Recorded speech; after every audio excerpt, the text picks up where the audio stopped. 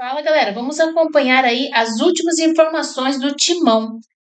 Corinthians é condenado a pagar 6 milhões pela contratação de Charles e pode sofrer novo transfer ban. O Timão tem 45 dias contados a partir da publicação da decisão do CAS para quitar o valor com o Midtjylland da Dinamarca, sob pena de não poder registrar novos jogadores. Vamos acompanhar aí as últimas informações. Pela altitude, por tudo mais, né? Vamos ouvir aí as instruções. Não, antes da gente ouvir as instruções do Fernando Diniz, que ele deu para o time do Corinthians no segundo tempo, queria que vocês comentassem um pouquinho do jogo.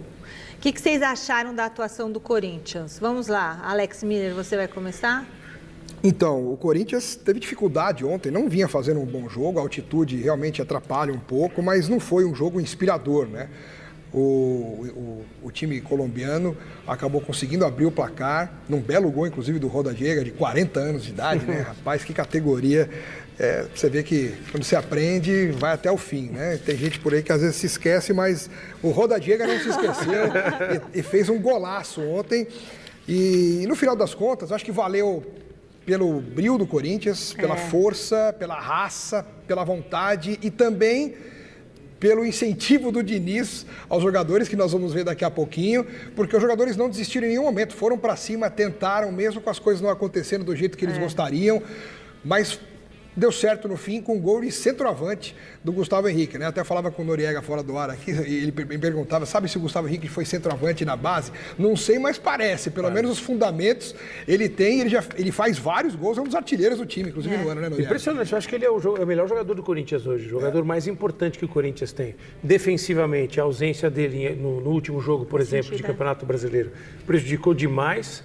E ele, assim, ele tem um tempo de bola impressionante para cabecear, ele se posiciona muito bem. Por isso que eu brinquei aqui com o Alex, será que ele foi centroavante na base? Porque a gente lembrou de outro cara que foi zagueiro, muito bom zagueiro, colega nosso hoje, como comentarista, o Fábio Luciano. Sim. E uma vez jogando uma pelada de amigos com o Fábio Luciano, eu perguntei, pô, você leva jeito de centroavante? Ele falou, Nori, eu fui centroavante na base. Mas depois virou zagueiro. Depois virou zagueiro. E o Gustavo Henrique tem uma coisa também que eu achei muito interessante nele. O Gustavo Henrique sempre foi alto, ele tem quase 2 metros de altura, mas ele era mais magro, ele está muito forte, fisicamente. Acho que isso dá essa sustentação ao bom momento técnico dele. É um jogador muito difícil de ser marcado. E o resultado para o Corinthians, apesar de ser um empate lá na altitude, foi bom, não foi? Ótimo, pode classificar hoje. Dependendo dos outros resultados da rodada, ele pode estar classificado. Era uma derrota que o torcedor já estava contabilizando, mas naquele estilo do Corinthians, né? Acredita sempre, o jogo não acaba enquanto o juiz não apita, e foi numa dessas situações, cruzamento do Mateuzinho e o gol do Gustavo Henrique. E só um detalhe que a gente está vendo na imagem, o que aconteceu com o Hugo Souza, ele não fez absolutamente nada. Olha aí, ó, acabou o jogo, ele comemorou, fez com as 2 mãos, bateu no peito pela alegria do resultado, por ter buscado no final o empate. E aí os jogadores nervosos, claro, porque tomaram um gol em cima da hora, que eliminaram praticamente o time da Libertadores, acharam que ele estava provocando a torcida, que ele se virou para o torcedor. Isso não aconteceu. Para mim, não houve nenhuma intenção do Hugo Souza de provocar a torcida adversária, de querer confusão. Ele estava comemorando com ele mesmo o empate, que dá um cheiro de classificação para o Corinthians. Mas aí a torcida xingou ele, teve atos racistas xingar, tudo bem, mais. Jogaram coisas, né? Mas ele não provocou, pelo menos na minha opinião, esse alvoroço todo aí dos jogadores. E essa questão de, mais uma vez, a gente ter visto com tristeza e revolta essa questão de manifestações racistas de torcedores sul-americanos, que não consigo acreditar, gente, que você vai jogar um time brasileiro vai jogar na Colômbia, país vizinho, muito parecido com o nosso, e seja vítima de atos racistas. Está na hora da Conmebol ser um pouco mais dura em relação a isso. Enquanto não tirar um time da competição, a gente vai ver essa barbaridade continuar acontecendo. É isso mesmo. Agora nós vamos ouvir as instruções que o Fernando Diniz deu para o time do Corinthians no segundo tempo. Vamos dar uma olhadinha? Olha lá. Você acha que foi um gol? Bola veio pra cá, se tá aberto, o Gabriel tá aberto, o cara tá no meio da área, recebeu um passe no chão. Pô, você e o André tem que andar perto do outro, como é que vai ficar? Se ele vem pra cá, você vem junto, olha aqui. Vamos jogar agora, igual a gente joga no Brasil, vai ter que aguentar nessa p***. Vamos subir a marcação, voltar rápido e jogar pra fazer o gol. Não tenho medo. Jogar igual lá agora não tem poupar nada. Agora vamos subir, sobe, volta, jogar igual. Gostei muito. Coragem. Gostou, Noriega? Adorei. Coragem para jogar. Ele fala jogar igual no Brasil em relação à altitude, né? De Bogotá, incomoda um pouco. Muitas vezes os jogadores brasileiros, quando vão atuar lá, eles seguram um pouco a onda na questão física. Ele falou, não tem essa conversa, não. Tem que jogar como joga no Brasil, com coragem. Eu acho que está faltando isso. Os jogos, às vezes, ficam meio chatos aqui no Brasil, porque o time faz 1-0, né, Alex? Aí fica cozinhando o jogo, segura daqui, segura dali. Jogar com fundamental para a gente ter um futebol cada vez melhor. E os microfones à beira do campo, sensacional, que né? Normalmente acusam o Diniz de várias coisas, dessa vez está jogando a favor dele, porque ele está se mostrando um técnico corajoso, um dos mais corajosos, não querendo passar pano na cabeça de nenhum jogador, mas ao mesmo tempo acreditando no time, incentivando, mostrando que não tem que se poupar, tem que ir para cima, e o resultado está aí, com um gol, com determinação. O Corinthians foi lá e praticamente se classificou fora de casa. O Diniz, para mim, começa de forma, não que eu não confiasse, mas ele começa muito melhor do que eu imaginava essa sua caminhada no Corinthians. Acho que ele amadureceu, né? Aprendeu muito. Bom, e o técnico Fernando Diniz também comentou sobre a partida do inglês Jesse Lingard. Falar a verdade, o Jesse acho que fez uma das melhores partidas hoje. Se você considerar a dificuldade do jogo, que é jogar na altitude, talvez tenha sido o melhor jogo dele. Porque contra o Peñarol ele foi muito bem também, mas a equipe estava num dia muito inspirado. Hoje ele foi muito importante, ele fez jogadas decisivas e, por incrível que pareça, foi um jogador que terminou bem. No final do jogo ele tinha gás. Então, assim, é aquela coisa que eu falo, né? Jogador não é só músculo e osso. O que você está achando do Jesse Lingard do Corinthians e da fala do Diniz, Noriega? O Diniz é um cara que observa muito bem o jogo, ele tem a forma dele de ver futebol, mas ele não inventa nada, o que ele fala é o que está acontecendo. E o Lingard, ele vai se adaptando ao futebol brasileiro. Ele está fazendo a função que o Memphis estaria fazendo. Amigo do Memphis, contratado por isso, é bom jogador, não é nenhum craque espetacular, nenhuma coisa fora do comum, mas a adaptação dele ao futebol brasileiro e sul-americano é interessante.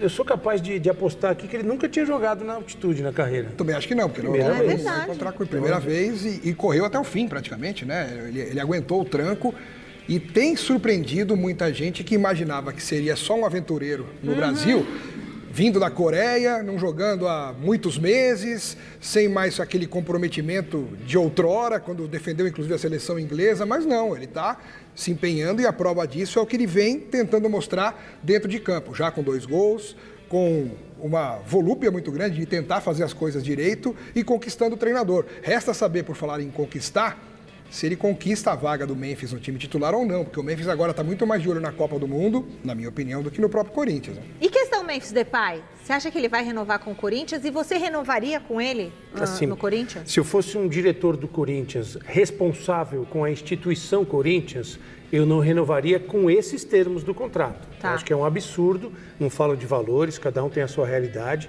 Eu acho que a permanência dele no Corinthians depende de uma renovação de contrato que reduza os valores do contrato do Memphis. Tá certo. Bom, daqui a pouco a gente fala mais sobre Memphis Depay aqui no Gazeta Esportiva, mas vamos falar de Corinthians mais um pouquinho? Outro jogador citado pelo Diniz após a partida contra o Santa Fé foi o jovem volante André. A gente vai escutar o que o treinador disse. Eu já falei do André em outras ocasiões, é um talento muito grande e que está aprendendo a jogar em todos os cenários. Hoje foi um jogo assim que tinha muita bola, que tinha que tocar de primeira, não segurar tanto a bola, porque ele é um jogador que tem mais forte a capacidade que ele tem de reter a bola e conseguir arrastar. Então hoje era um jogo que estava pedindo um jogo com menos toque na bola e mais mobilidade, né? Beleza! Alex Miller, o que você achou das declarações de Fernando Diniz a respeito do André? Então, o André é um caso que a gente tem que ter um pouco de cuidado, de paciência, porque é um menino que mostrou muito valor, tecnicamente falando, senão não iria despertar o interesse de um Milan e de talvez outros times da Europa. Mas é evidente que com tudo aquilo que aconteceu, as declarações do Dorival Júnior segurando a transação, eu acho que deram uma freada até, às vezes, inconsciente no jogador. No talento dele? Não digo no talento, porque o talento é nato, mas, sabe, na evolução, na cabeça do menino. E a gente percebe até por alguns comportamentos que ele é um menino que ainda está crescendo, ele está aprendendo as coisas da vida, ele deve ter tido, ou deveria buscar conselhos de pessoas mais velhas e que queiram o seu bem, né, para fazer coisas legais, para não deixar se abalar, enfim. Então o André é uma joia que precisa ainda ser lapidada. E está nas mãos do Fernando Diniz essa missão.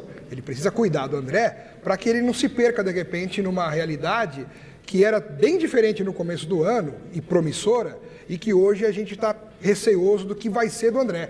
Então, o Fernando Diniz, como psicólogo, inclusive, ele, tem a possibilidade de cuidar do André. Bem esse trabalho, né? Pode, assim, eu respeito muito qualquer dúvida que possa estar acontecendo hoje na cabeça do André. Não é fácil para um jovem de origem simples, humilde, batalhador, que está pensando no futuro da família, não é fácil você receber uma oferta que vai resolver a sua vida e de gerações e gerações da sua família.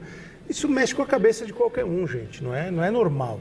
Então ele pode ter passado por esse desequilíbrio emocional, mas ele tem bola para jogar muito bem no Corinthians e daqui a pouco está na Europa. Ele é um jogador que tem perfil realmente para jogar no futebol europeu. Fica no Corinthians ainda mais um pouco, André, para pegar aquela casca boa, aí você vai para a Europa. E você tem muita bola.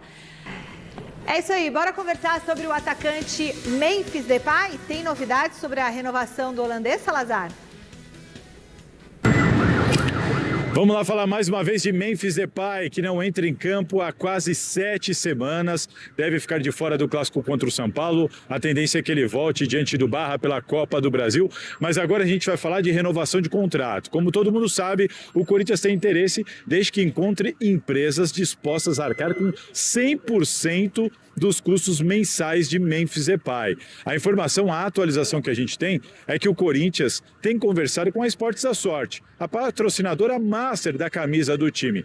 E a casa de apostas está disposta, se mostrou disposta a sentar para conversar e pagar no máximo 50% do salário do jogador, que pode ser negociado para essa sequência dele por aqui. Não há nada no papel, não há proposta concretizada, há uma conversa e um acordo, numa espécie de acordo verbal. Ainda é pouco para o Corinthians, que corre atrás de outra empresa. Essa outra empresa para arcar com outros 50%, por enquanto, não existe. Algumas empresas faladas, ventiladas, mas até agora absolutamente nada de concreto. A nossa reportagem apurou que Corinthians e Memphis Depay estão negociando para o jogador holandês receber algo na casa de 2,5 milhões por mês e um contrato até 2028. Por que 2028? Porque a proposta que o Corinthians fez para o staff de Memphis Depay para pagar a dívida de 43 milhões é justamente um parcelamento até 2028. Então o Memphis receberia um novo salário e também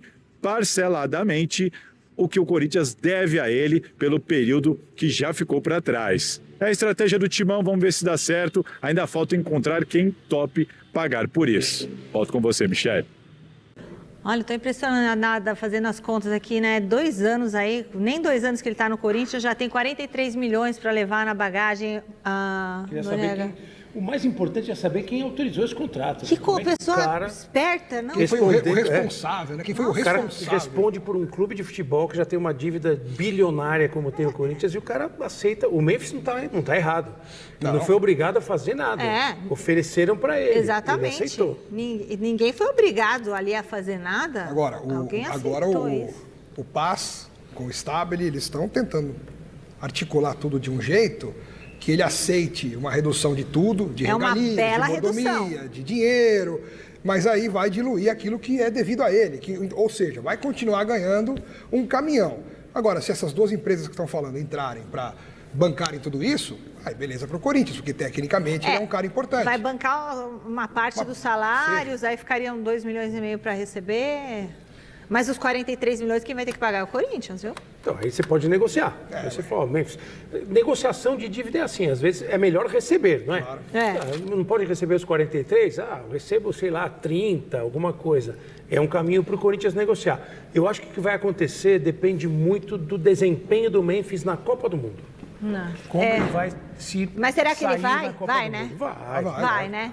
Já vai estar recuperado até lá. Agora é o seguinte, antes da gente continuar, eu quero a última parada no Corinthians, quer dizer que tem novo risco de punição da FIFA no Timão. Qual é a dívida da vez, Salazar?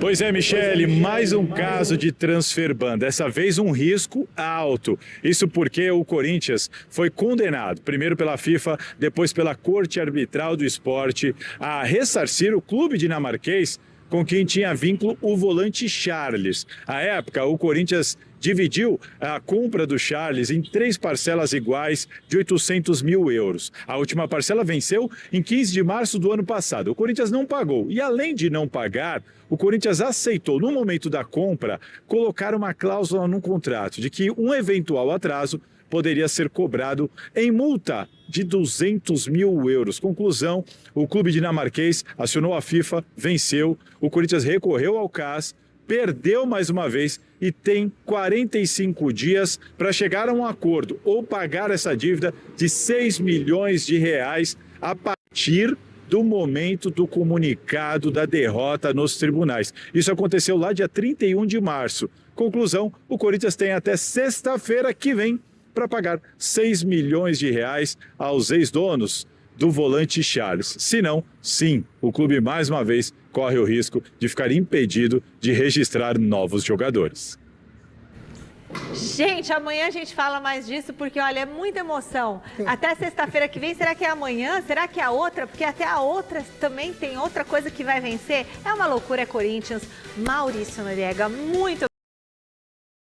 A Corte Arbitral do Esporte, o CAS, condenou o Corinthians a pagar pouco mais de 6 milhões ao Midtjylland, da Dinamarca, pelo descumprimento do acordo pela compra do volante Charles, realizada no segundo semestre de 2024. A decisão é do dia 31 de março deste ano. O Clube do Parque São Jorge tem 45 dias, contados a partir da publicação da pena, para quitar a dívida com os europeus sob pena de sofrer um novo transfer ban. O valor devido é referente à terceira e última parcela da compra dos direitos de Charles. No acordo firmado na gestão do presidente Augusto Melo, o Corinthians se comprometeu a pagar 1,6 milhão de euros em 3 vezes. A última parcela do contrato, no valor de 800 mil euros, venceu no dia 15 de março de 2025 e não foi paga. No contrato assinado entre as partes, o Midtjylland colocou uma espécie de cláusula de segurança. Nela, os clubes concordaram que, caso o Corinthians atrasasse qualquer um dos pagamentos, haveria a cobrança de uma multa de 200 mil euros. Como o Timão não pagou a última parcela, os dinamarqueses acionaram a FIFA e venceram o processo em outubro de 2025. O Clube do Parque São Jorge recorreu à decisão ao CAS e sofreu nova derrota nos tribunais. Pelo descumprimento do contrato, a Corte condenou o Corinthians a pagar os 800 mil euros da terceira parcela da compra e a multa de 200 mil euros da cláusula de segurança. Além disso, o Timão terá de arcar com juros de 12% ao ano, multa de 60 mil dólares, 294 mil reais, e com custos do processo. Atualmente, a diretoria negocia com Tajeres o pagamento de 42 milhões pela contratação do meia Rodrigo Garro. Caso não entre em acordo com os argentinos, o Timão poderá ser colocado na lista dos clubes impedidos pela FIFA de registrar novos atletas.